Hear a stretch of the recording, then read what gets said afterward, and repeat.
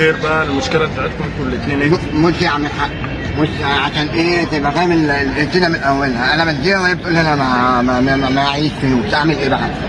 انا دلوقتي اعمل ايه؟ هي عماله تهول في حقات وعماله تقومني حقات فوق دماغي في حقات فوق دماغي ومش فاهم اي حاجه. وهي بقى قولي اللي انت عايزاه. استنى اكيد انا مش فاهم كلامك، اكيد هي اللي هتفهمك.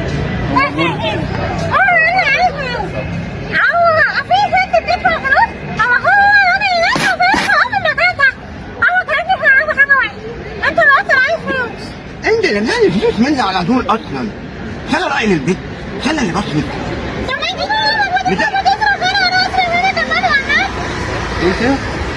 انت انا مقانين، انا مقانين. انت مجنونه؟ انا اللي مجنون. انت طب قول بقى مش انت اي قول كلمه الحق دلوقتي. انا قول كلمه الحق.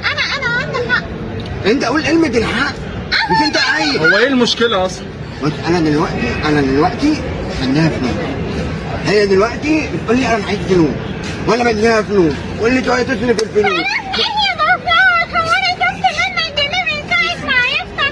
شفت الاسلوب؟ شفت الاسلوب بتاعها؟ شفت الاسلوب؟ شفت الاسلوب؟ اللي فهمته بس هو الاسلوب. شفته بقى؟ طب هو الاسلوب بتاع حضرتك انت ايه الاول؟ انت شفته؟ شفته؟ قول لا. خلاص انا بعمل ايه في الضلمه؟ انا بعمل ايه باللمبه؟ بعمل ايه؟ اللمضه؟ لا انا بعمل ايه باللمبه؟ اسمع بقى كلام، اسمع يا كلام. بس باللمبه بس كلها بقى كلها. شوف لا لياتي البناليه ولا تنمي في حالي كده. طيب